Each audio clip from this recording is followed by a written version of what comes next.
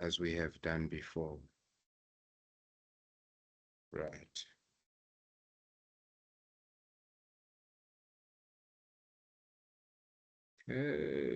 Cool. So let's get back to it. So question 6.3, what's going on there? Let's see. Question 6.3, it says under the required, using the information provided, calculate the implied price per warrant attached to each of the bonds. Okay. Remember, we spoke about warrants, isn't it? And warrants, they're like options, okay? But usually they are sold or provided from the company itself, isn't it? And usually they are sold with another financial instrument, isn't it? So you buy a bond, and then you have the ability to convert that bond into shares, isn't it? Okay?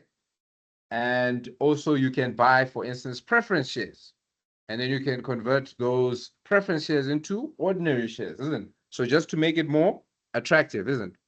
And then we spoke on warrants that you can attach and warrants that you can't attach, isn't it? Okay, so here, what are they saying?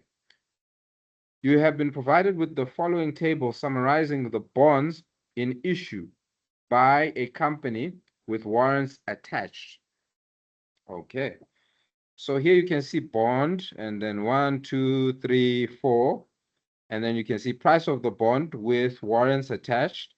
They give you the par value, then they give you the annual compound interest rate of straight bond of equal risk, and then year to maturity, and then the number of warrants attached to the bond. Now this answer that I've given you, I think will really help you with this type of question because it's very easy to follow, okay? So in order to calculate the implied price on the warrant, in a nutshell, what we are doing, and I want you guys to understand this conceptually so you can navigate your way to the answer. We're basically saying, what is the price of the bond without the warrant? What is the price of the bond with the warrant? And minusing or getting the difference between the two to get the value of the warrant, okay? And here, how they're kind of making you work a little bit is that, can you see with the different bonds, there are a different number of warrants attached. So let's see what we needed to do. So the first thing you need to do, step number 1, is, okay, this is our answer here, right? Huh? Implied, oh, okay, I was writing out the formulas. Okay. Using the information provided, calculate the implied price per warrant attached to each of the bonds. Okay. So implied, we've got two formulas there. Let me just bring this down a little bit. Implied price per warrant is equals to implied price of all warrants divided by the number of warrants. Okay. Okay. But before we can utilize that formula, first things first, we must get the implied price of all warrants. And that's exactly what I just mentioned now, where we say bond price with warrants attached minus straight value of bond. So straight value of bond.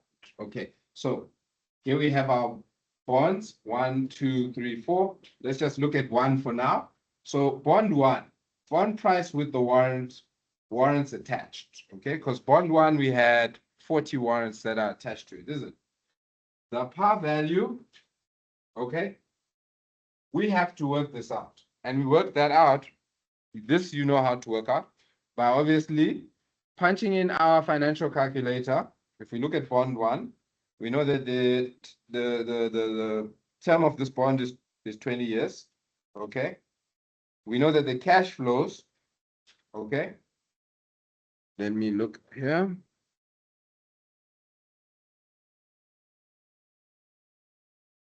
We know that the par value is 1,500, so that's the future value, isn't it? We know that the payments are 150, okay? Because isn't they say 10% coupon interest, isn't? So in and they say annual. So that means that it's a coupon that we're paying only once every year. Okay. So PMT is 150. Then obviously I is 12.5. That's your interest. And then N is 20. And then obviously you compound to get your present value of 1,228. Okay. And 45 cents in your calculator. Okay. So now we have the value of the bond. Why did they use 65 here? Did I write something wrong?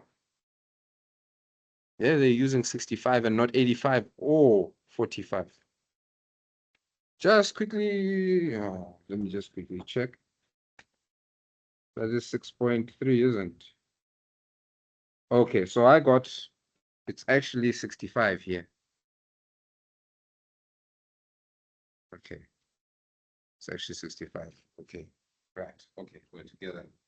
So we now have the par value of the bond. And then we're saying, okay, but they said the price of this bond is 1,500, isn't it?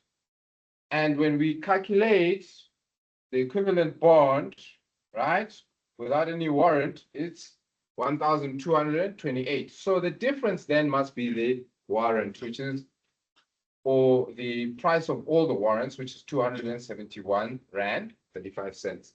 But now to get the price of one warrant, we're then saying divided by 40, because there's 40 warrants on this bond, which is then giving us 6 Rand 78 If they cents. maybe can they play around with this, like give us the, or they like to ask like the implied price of the warrant.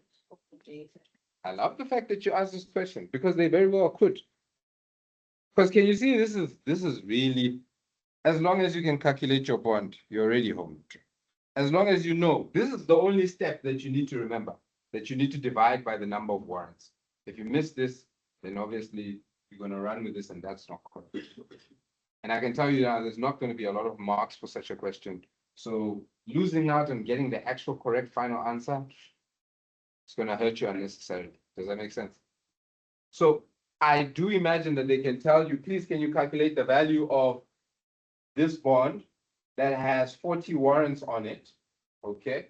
The value of one warrant is 6 Rand 75 cents. Has 40 warrants on it. They might actually ask you also to like give you all the relevant information. Nah, they might not.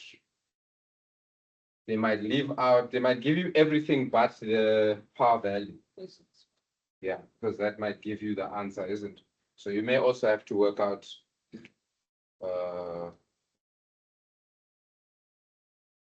yeah, they could give you this.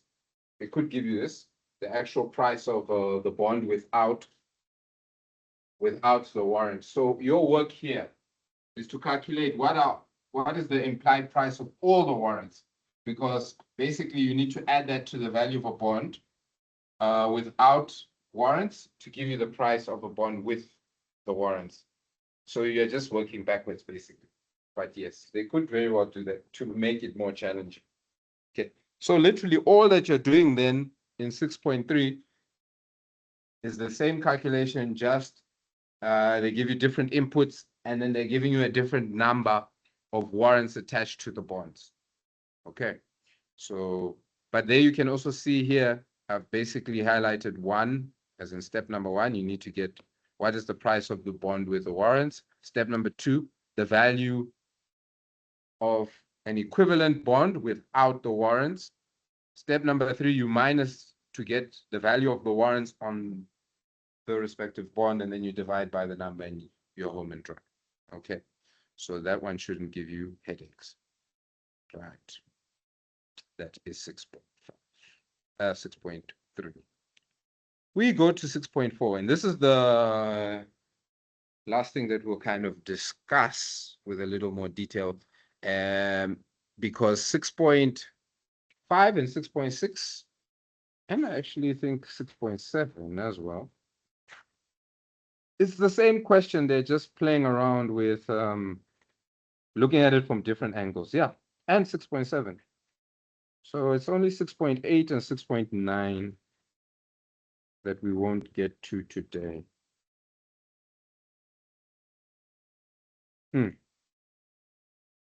Yeah, but that's fine. We'll do that on Monday. So with 6.4, let's see what's happening there. Ooh, quite a bit. Here it says,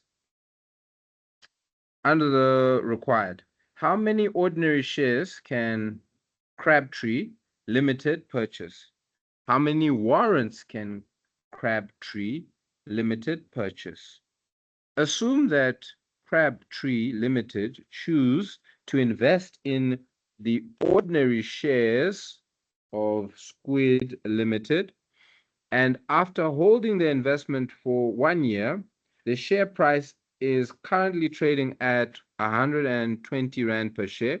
Calculate the total gain the company would realize if it were to sell the share after a year. Okay? Assume that Crabtree Limited choose to invest in the warrants of Squid Limited, and after holding the investment for 1 year, the market value of the warrants was 90 Rand per warrant. Okay, calculate the total gain the company would realize if they were to sell the warrant after 1 year. And then finally, which investment alternative is preferable in your opinion?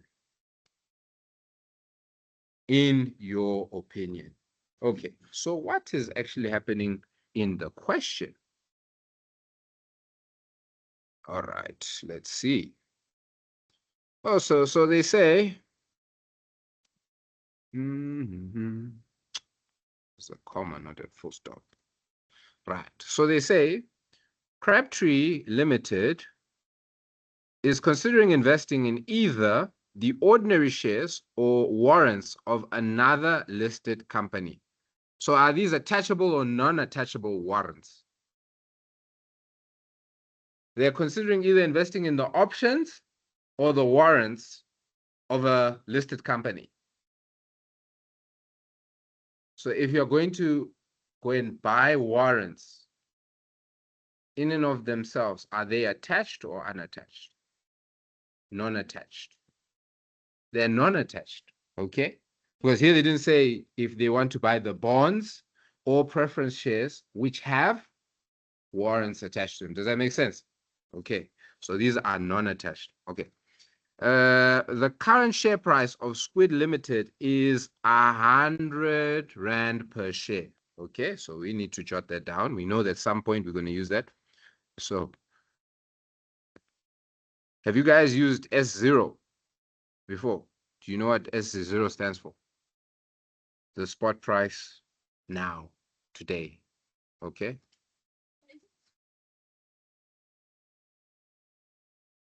Yes, yes. By virtue of saying something is the spot, because unless we say spot price at expiration, that means at the end of the period, isn't it? Yeah. So there's our spot price, and then it says Squid Limited's warrants are currently trading at a price of 40 Rand per warrant. Okay. So our warrants are 40 Rand per warrant. Okay. Where each warrant entitles the holder to purchase 5 ordinary shares at a strike price of 80 Rand. Okay, so this gives us the right to what? Buy 5 shares at 80 Rand. Okay.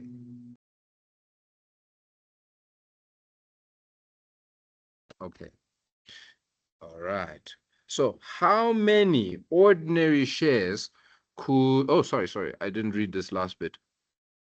Crabtree Limited has 15,000 surplus funds to invest. Okay, so this is our budget. Ignore brokerage fees and dividends and tax. All right, super. How many ordinary shares can Crabtree Limited purchase? Okay, this is straightforward. Our budget here is what? 15,000, isn't it? The price per share is 100 Rand. Can you guys see? So we're just saying 15,000 divided by 100 Rand gives us 150 ordinary shares. Done and dusted. Are we happy there? Okay, we then go to the second question. They say, how many warrants could Crabtree Limited purchase? We know that the warrants from our notes over here and from the question, they told us a warrant costs us 40 Rand. Okay. So, how many warrants can we get? Again, all we're saying is 15,000 divided by 40. So we can get 375 warrants. Okay. So, very straightforward, simple questions. Then we move to the third part. They say, assume that Crabtree Limited chooses to invest in ordinary shares of Squid Limited, and after holding the investment for 1 year, okay, the share price is currently trading at 120 per share. Calculate the total gain the company would realize if it were to sell the shares after 1 year. Okay, so what's happening here? We bought shares with all the money that we had available, 15,000. And we know that how many shares did we buy? We managed to buy 150 with 15,000, okay, from question 1. Then we say, what then is the value? They're asking, what is the total gain? So obviously that's the difference between if we were to sell those shares. So 150 at the price that the market is currently offering of 120, that's going to give us 18,000, isn't it? So 18,000 minus your 15,000, what do you get? 3,000. So 3,000 is the total gain. But remember, in reality also, the price could also go down, isn't it? So you can also make a loss. But in investments, what do you do usually? If you see you're going to make a loss and you haven't, like, beyond a shadow of a doubt, like it's a solid company, you just hold, you just keep the shares. Does that make sense? Because at some point in time in the future, you have the potential that the share will actually increase. Okay. But if you sell at 80 Rand, then you've obviously made a loss. You bought at 100 and you're selling at 80. Does that make sense? Okay, but anyway, that's just some free information. Free information. The next question, they asking the same thing, but now in relation to the warrants. And they're saying the warrants, the value of the warrants are 90 Rand after a year. So we're basically saying, okay, 15,000, we were able to buy 375 warrants, isn't it? Okay, times the 90 Rand that we can get on the market. So 375 times 90 Rand, we get 33,750. Okay, significantly more. So already you can see you're going to make a bigger profit with the warrants, okay, than with buying the actual shares. Okay, and oh, sorry, let me scroll up. And then there you see the gain that you make is the 18,750. Whereas with the other, you're just going to make 3,000. So yeah, it's big monies. But now I want to hide the answer to the last question. Because the last question there, they are saying, which investment alternative is preferable? Actually, no, that one. Okay, I'm thinking of another exercise. This one's pretty straightforward, isn't it? We're going to take the warrants because the warrants, there's more money.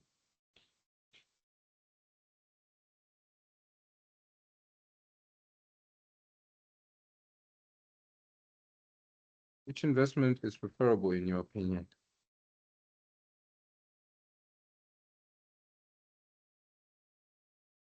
Okay. But there's an element that they also add on here. So the first sentence, they say the beneficial leverage obtained from investing in warrants rather than the underlying ordinary shares is evident. That being obviously that instead of getting 3,000, we're getting 18,750. Okay, that's evident. We're obviously going to go for more profits as opposed to less. But now, the second sentence is now what I want you guys to also be mindful of. Look what they say. They say the company should buy warrants on the basis that they are currently priced at 40 Rand. And on that 40 Rand, what are you able to do? They say, but have intrinsic value of 100 Rand. Okay? Why are they saying intrinsic value of 100 Rand? What is intrinsic value?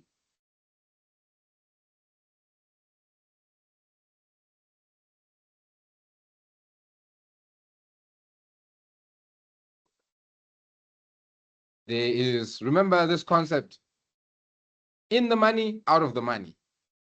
So when we say something is in the money, we're saying it already is giving us profit. If we say something is at the money, it means that it's close to being in the money, close to giving us profit. So when we say something has intrinsic value, we're basically saying it's already profitable. Why are we saying that the warrants were already profitable? Remember, to buy a share, we had to pay 100 Rand, right? Whereas to buy your warrants, you would pay 40, okay, Rand. But that 40 Rand gave you access to 5 shares, isn't it? The option to buy 5 shares. At how much? 80 Rand. How much were the actual shares going for? How much was one actual share actually going for in the question? It was going for 100 Rand. So can you see we're buying at a discount? So let's see. 100 Rand minus 80 Rand gives us 20 Rand on each share. Can you see the profit there? Sorry. That's the profit on each. Okay. But then we can buy 5 as well, which gives you 100 Rand. And here you can also even, I think they stopped short of one more step. What do you think? They forgot to also include our cost of 40 Rand. Can you see that? So in other words, your ultimate profit is actually, but can you see there's intrinsic value? There's profit already in this today, not a year from now, today. So that's what we mean when we say intrinsic value. Okay, if you guys play around with options in your future professional life, which I'm sure a lot of you will, you will see intrinsic value quite a lot. Quite a lot. Okay. But yeah. So that is your 6.3. How much time do we have? Oh, sorry, 6.4. Now we're moving. Look at us. Okay. Right. So 6.5, 6.6, you're going to see we're going to finish that now. I know you guys like to say it's Friday, isn't it? Must go home early. You now have the right to say it's been a long year. We're that far along, isn't it? You no longer have to say it's been a long week. Okay, so here, this is what they're playing around with in question 6.5 and in question 6.8 and sorry, 6.7 and 6.6 and 6.5. They're playing around with this formula. Par value is equal to conversion price times conversion ratio. Okay. Calculate the conversion ratio of each of the following convertible bonds. Okay. So they'll give you 2 out of the 3. So I know you guys, the fact that you've managed to get this far, I know you can manipulate a formula to make the subject of. If we look in our textbooks, you'll see, where is it? I want to look at 6.5. In 6.5, the first part, they give you the par value of the convertible bond that is convertible into ordinary shares at a conversion ratio of 125. So based on this formula here, just looking at the formula, we have the par value and we have the conversion ratio. What do we need to do to get the conversion price? Because here they're saying calculate what? Yeah, they gave you the conversion price. Yeah, so they want the conversion ratio. Also, we have this, sorry. Yeah, so that's fine. So what do we need to do to get the conversion ratio? We simply divide par value divided by conversion price. That's all you're really doing there. Yeah, because each is conversion price over here, conversion price over here. And here par value, par value. Can you see? So here, obviously, I've given you the steps, but I mean, if you have this formula, which you will need to know going into the exam, just that formula, okay, then you should be fine. So that is 6.5.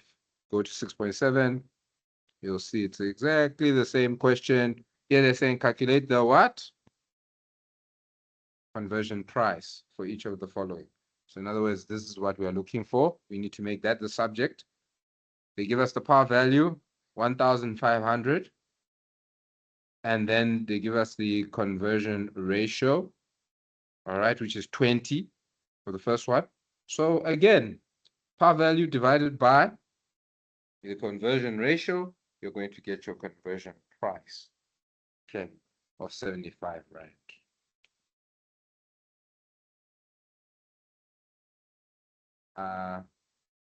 Before you fall asleep on me, last one, 6.7, just so that you don't say, hey, we never did it.